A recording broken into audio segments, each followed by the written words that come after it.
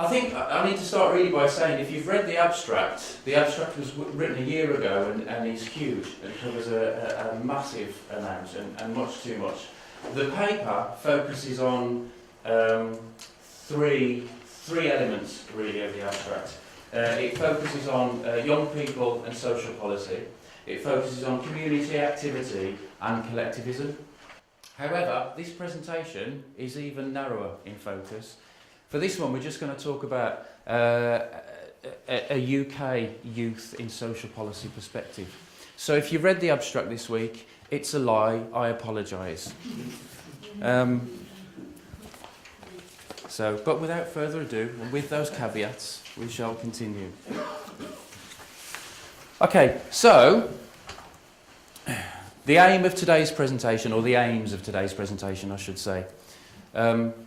Firstly, I want us to sort of contemplate the notion of intentional community as a cultural response, if you like, to some level of structural oppression or structural crisis, shall we say, perhaps.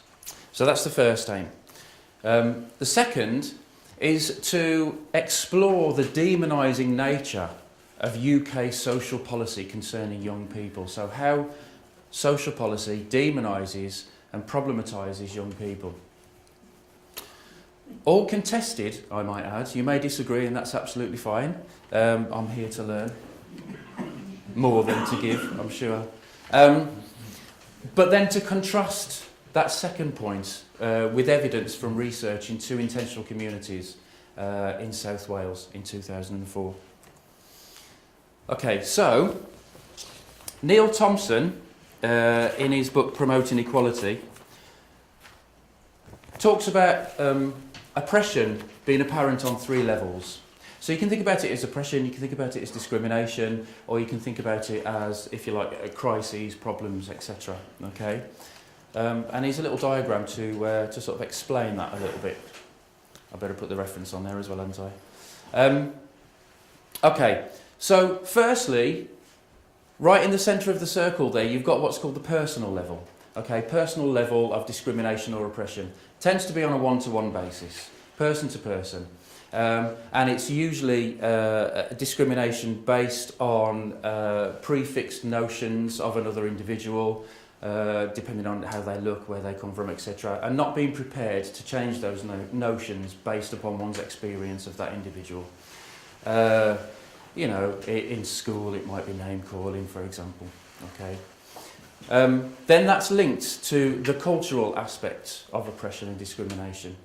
The cultural aspect of oppression and discrimination is often sort of exemplified by things like humour and consensus around what's right and what's wrong, what's okay and what isn't. Now, culture, as I'm sure you're well aware, can often provides a place for communion, a place for socialisation, a place for association, but it also provides boundaries, and it also opens up the possibility for that level of otherness, to be viewing people from outside of one's own culture as something the other and something maybe to be feared, etc., etc.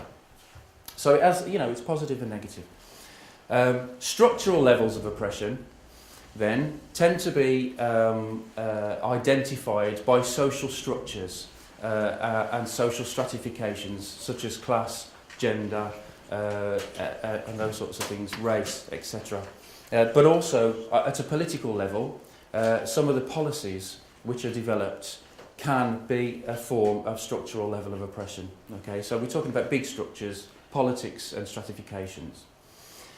So I think where I'm coming from, and what I'm suggesting really, as I said earlier, is that intentional communities could be viewed, okay, as a cultural response, i.e. people coming to commune, to get together, like-minded individuals, as a response to something that's going on in the wider society, okay, as a response to a crisis, an ideological crisis, or an ecological crisis, or, ecological, I said that, didn't I? Okay. All right. Is everybody with me so far? Yeah. I am glad. Because I don't know any other way to explain it. Okay, so now what we're going to look at is social policy, okay, not specifically youth policy, but social policy and its potential and actual, I suggest, demonising effect on young people in the UK. So, Turnbull and Spence wrote a piece called What's the Risk in 2011.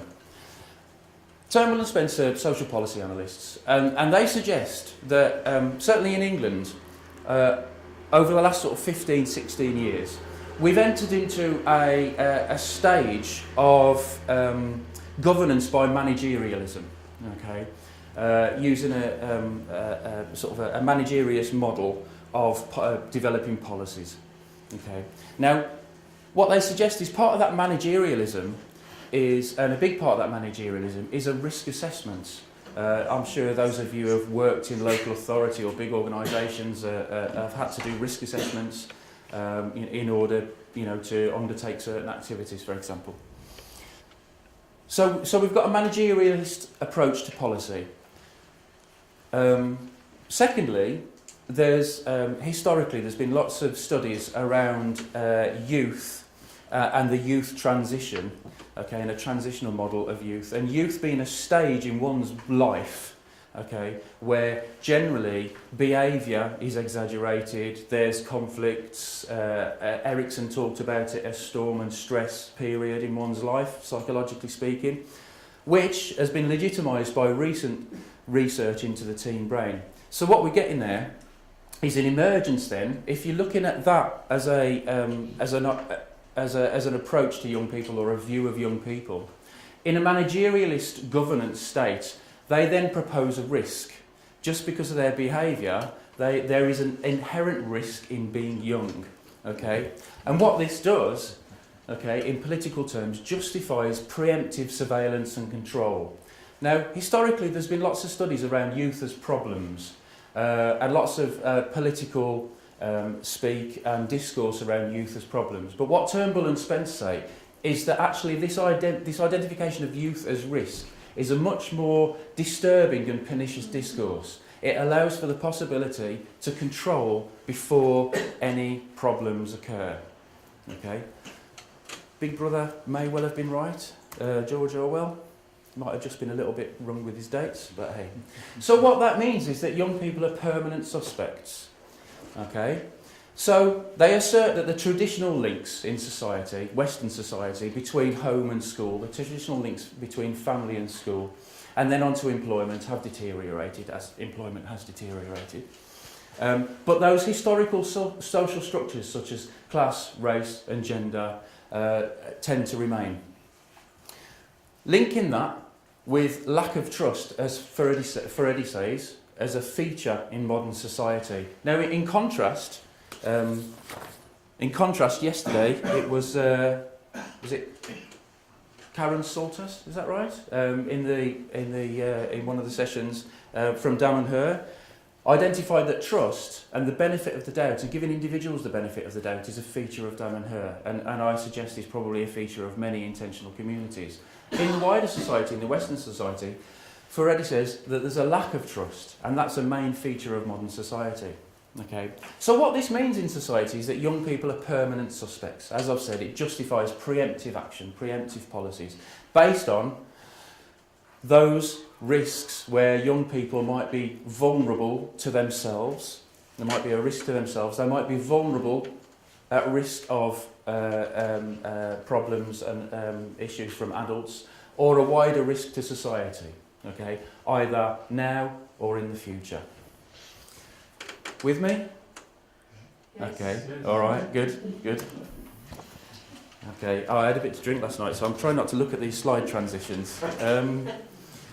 Okay, so Ruth Levitas, again another social policy analyst, identified in her work called There May Be Trouble Ahead that we've moved in the UK from the sort of liberal approach that poverty and disadvantage is a residual problem in an otherwise all-right society.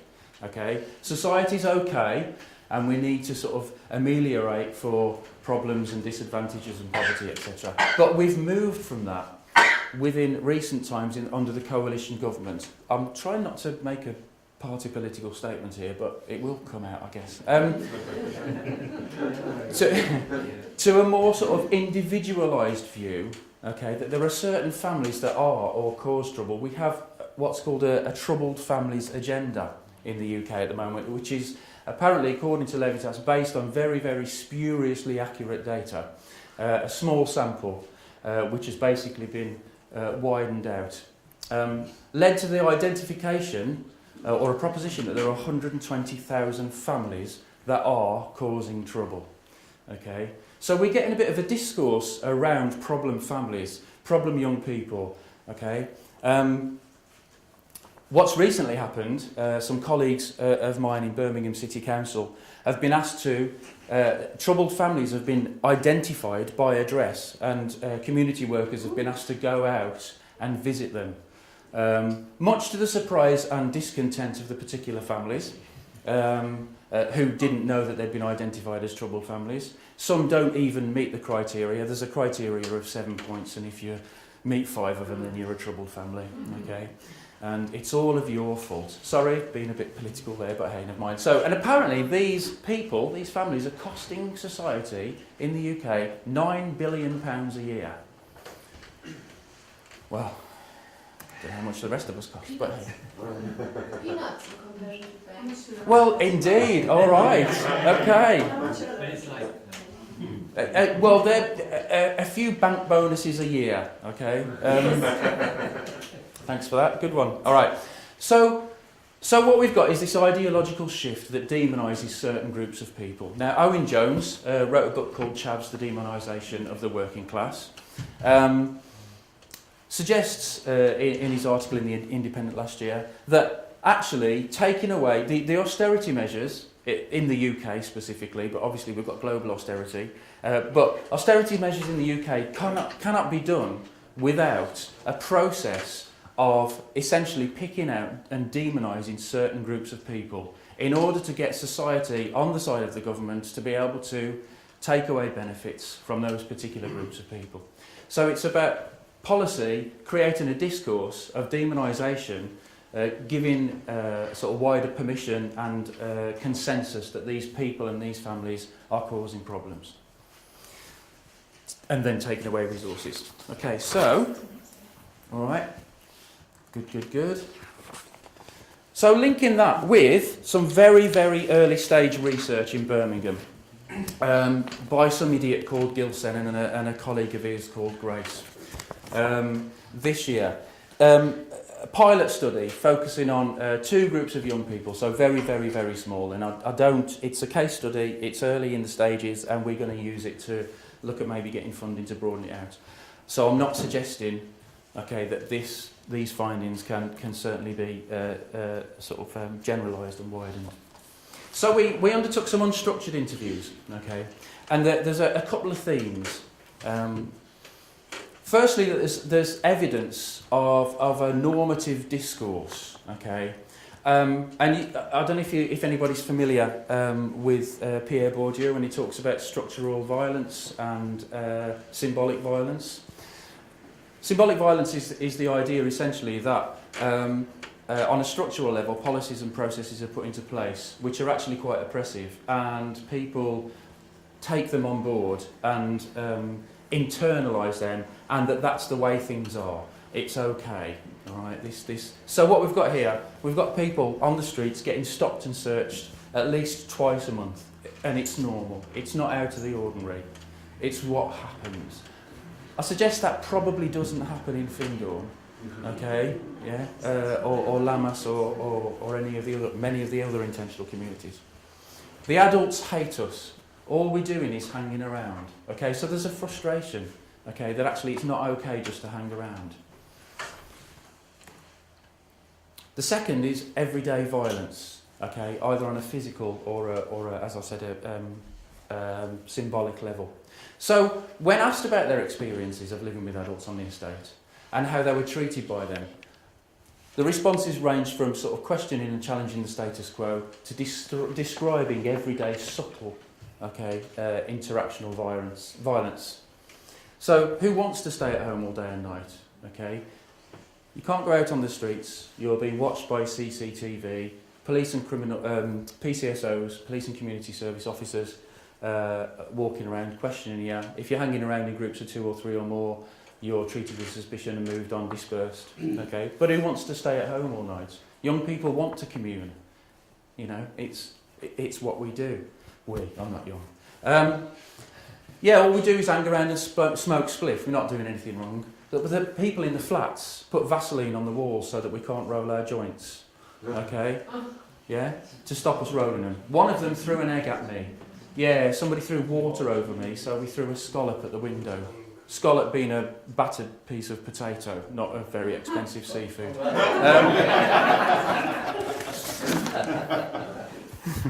You don't get many of them on the estates in West Birmingham. But plenty of taters. Filling and cheap. Okay, so contrasting that then with research by Larch Maxey in 2004 on 2 intentional communities in South Wales.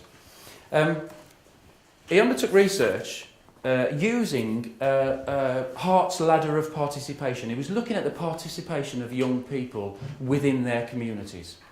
Okay, Hart's ladder of participation is framed as a ladder, as it suggests, and it starts off on rung 1 with manipulation by adults of young people. Okay, coercion, manipulation. You know, if you do this, you can have a lollipop. Blah blah blah. Okay, or the bogeyman will come and get you if you come downstairs after bedtime or something like that. Okay, and then it moves on to rung 8, which actually is child or young person initiated actions, okay, and decisions, and then shared with adults. Okay, so what he did, he observed and interviewed and worked with young people, and he observed that around the sort of home areas and sort of more common communal areas, young people and children, younger young people tended to hang around and then tended to be not tightly but under the watchful eye of adults around. As young people radiated out, got older and radiated out towards the edges of the community, towards the boundaries, to other fields, then, as you would expect, as we've all been young and probably experienced this ourselves, okay, that actually their interaction was much more initiated by themselves and each other, and without the involvement of the parents, yet it was still quite safe. So that's not unusual. That's having said that, probably doesn't happen that much in urban society anymore, okay, under the watchful eye, as we've said, of the Big Brother cameras and the CCTV cameras. I did notice one, I was disappointed. I did notice a CCTV camera in Swindon the other day, at the Blue Angel. But hey, you know. So, what he also says that, in terms of decision-making processes, okay, young people's active involvement in the decisions within the community, that they tended to have a higher level of influence, and actually quite a high level of influence at home. Now, I don't know if he's comparing this to other homes, but he's just making a statement that they have. Young people and children tended to have a high level of influence at home in the decisions of how the house was run and what went on. Okay, but in the community, all right, that this didn't radiate out necessarily to community decision-making processes. And he suggests that actually this is sort of essentially similar to some of the problems within wider society as well. That young people are less involved, okay, in the decision-making processes of the things that go on around them or for them. Okay. Now, it's contestable, absolutely, and I've worked in many, many youth projects and many, many youth forums myself and engaged young people in decision-making processes. What's interesting, though, is that in youth services, the decision-making processes that you're required to engage young people in mirror the structures that exist. Now, if you ideologically have problems with the structures and the representative democratic system, then there's not really an avenue for expressing that, perhaps, other than protest, perhaps. I'm also aware that maybe I'm still stuck in the empire framework, and I'm not necessarily moving out into the transition, the planetary transition. So that's something I've learnt down. I'm going to think about this. Think about that. Not right now. I will carry on. Okay. What he also says is that the spatial geographies, okay, the sort of safety of the open space, okay, allowed young people to directly challenge in a constructive way some of the adult behaviour. Okay, there was car dumping in Brythid and Moor. Please forgive my pronunciations for those of you that might be familiar with it. Okay, and it was, sorry, 1 minute, okay. And so this was challenged by a poster campaign at the young people. So they weren't necessarily involved in community decision-making processes and discussions, but actually it was accepted and okay for them to protest in terms of putting together poster campaigns. They also made huge-scale collages out of the flora and fauna, okay, which depicted community life and identified some of the problems and issues for them. Completely spontaneous, not under the direction of the researcher or a youth worker. So I think that's really interesting. That kind of thing won't happen on a council estate in Birmingham. Okay, it's called graffiti and it gets, eradicated, or it's called littering. Okay, or maybe it's just not even within the sort of young people's frame of reference to be considering doing that. So, Jux Maxey says, or Larch Maxey says, there's a direct relationship between young people's participation in community life, their access to social and cultural space, and the empowerment that space provides, and a desire to seek out just ways of maintaining a community. And that this is evidence to justify more study into the decision-making processes and participation of young people and the sustainability of intentional communities. Now, that's something that's been spoken about on a number of occasions in some informal conversations that I've been part of, about young people being, sort of developing and maintaining, sustaining community. And the exodus, perhaps, or the migration is probably a better word, isn't it? Not necessarily exodus. Migration of young people from intentional communities. I say, final slide, that this level of freedom seems curbed in some urban locations by acts of symbolic violence such as ASBOs, antisocial behaviour orders, and the new CRIMBOs, criminal behaviour orders. Okay, but also, I concur with Maxi that it's evidence, but it's not only evidence for a further research into the participation of young people in intentional communities.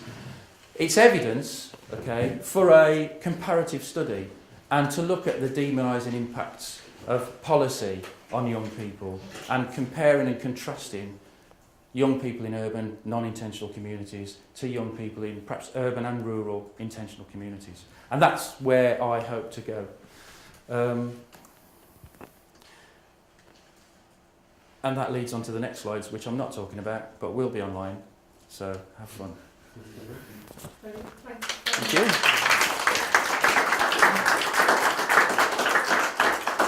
We've timed that well so that there is scope for some questions. And I do see some hands going up. I'll go for 1, 2, and then 3. This question here, David. Brilliant presentation. But I had a question. Do you think this kind of demonization and surveillance of the physical spaces of young people in the UK has maybe kind of pushed some of them into virtual spaces, whether it's online games or social media, to find both community and creativity, and then just subsequently followed by more demonization and more surveillance? Yeah, kind of absolutely. Yeah, I can certainly see the links. I mean, I've not done the studies, but I mean, historically, young people have been sort of, if you like, over the last sort of 20, 25 years, there's been a move to more sort of isolated entertainment with the upsurge of computer console games and that sort of stuff at home, and then of course the online community as well. So yeah, absolutely. And as you say, then that being monitored and surveyed and used for targeting purposes in terms of advertising as well. But does that even sort of suggest their appetite for community? Because a lot of these online right. things aren't isolated, they're actually very interactive. And there is a really kind of strong community. Yeah, there is. Yeah, absolutely. I mean, there's both social networking and the sort of large-scale platform games. World of Warcraft is probably one of the biggest in the world. Millions and millions of members. Not necessarily actually all young people. Yeah. Lots and lots of adults as well. But yeah, I mean, I think people generally, in all circumstances, express a need for community, and communion, and be that online, offline, wherever it's possible. Yeah. Questions? Yes. Thank you very much. I think it's a really interesting area that you're researching. I'm just wondering, how was it that the communities that you were looking at and comparing, how do you define intentional community? Because I'm interested to know, can you really make a comparison between intentional communities and urban communities or non-communities, because the people could the differences be put down to the demographics of the people who live there rather than the structure of the Yeah. community? I mean, it's like schools, good schools are not necessarily down to the school, but down to the fact that the parents come from a particular socio-economic Yeah. class background. And Yeah, people yeah. in intentional communities generally are middle Yeah. class, not poor, uneducated people. And you're right, and that's the impression that I have, but my research is very, very limited and right in the early stages, and I would like to find intentional communities that aren't perhaps, that homogenous. So, sorry, what was your question then? My question is really Can you that, compare? is can you really make a comparison between Yeah. the two without taking into, is there a cause and Yeah, is it epiphenomenal really, or is there something else, other factors that lead to those positive results? right, And right. then really, I suppose, a follow-on question is, how are you going to look into possibilities for establishing intentional communities in those environments, bringing intentionality into the environments where people are poor Yeah. and coming from those, rather than sort of, the kind of Rather nice, than just happy the- people who have yeah. no resources anyway. Absolutely, and again, I've not done much research either. I'm just embarking onto it, but I come from a very sort of practice-oriented base, and I always want to sort of try and make a difference and actually do something productive. So that yes, it will be about my intention will be certainly to look at what can be learnt either by community workers, key community figures, young people, and looking at living arrangements as well. But again, I think what will happen is the scope will broaden and narrow before I eventually decide. So yeah, absolutely. Thank you. I mean, it's a worthwhile consideration. Dan had a question and there's a question about. Yeah, so my question builds on the previous one, and this reflects my own experience in the United States. You can tell me how much it's parallel in the UK. But it seems to me that often when youth are demonized most intensely, it is because they're in communities where there are other differences between older people and youth. So in many cities in the United States, most of the older people are labeled as white, and most of the younger people are labeled as people of color because of demographic immigration shifts. Okay. In contrast to intentional communities, where there may be more homogeneity between the older people and the younger people. Right. And in terms of thinking about examples of communities that are trying to break down some of the middle-class nature of intentional community in the U.S., but also to some extent in the UK, the Catholic worker movement, would be one which example Whitney was talking about yesterday. that's trying to break that down from a very different sphere of Christianity. The Jesus people, I think, have some internal class diversity that could make them interesting case studies. I mean, I guess what I need to do is take into consideration the sort of, I don't know if you're familiar with intersectionality, looking at the numbers of and the intersections of, of oppressions, etc., to actually sort of really define, my focus, really, absolutely. Yeah. Can we keep the last question really, really short? One last question so we can transition to the next paper, or do you want to hold it over? No, well, I can just say, thank you again. It's a very interesting. I noticed disabled people there were involved in that demonising. Yeah. And that's a very important point. But my question is, do you see the contrast between, as it were, intentional communities which seem to engage the youth, and this awful sort of fractionizing which is going on, which the youth are kind of separated from the adults, because if the youth and the adults get together, then abuse is sure to occur. This kind of undercurrent of sort of moral outrage. In the UK, we've got this teacher who went off with a schoolgirl kind of. There's something is wrong with society which is not integrating its young with its adults properly anymore because of the abuse scandals. Yeah, absolutely. And I think part of that is the discourse that is created by policy and politicians and the media, and what it does is creates a culture, as Ferretti says, a culture of a lack of trust and suspicion at many levels. I'm focusing on young people, but yeah, absolutely at many levels. Yeah. Okay, can we show appreciation? Thank you.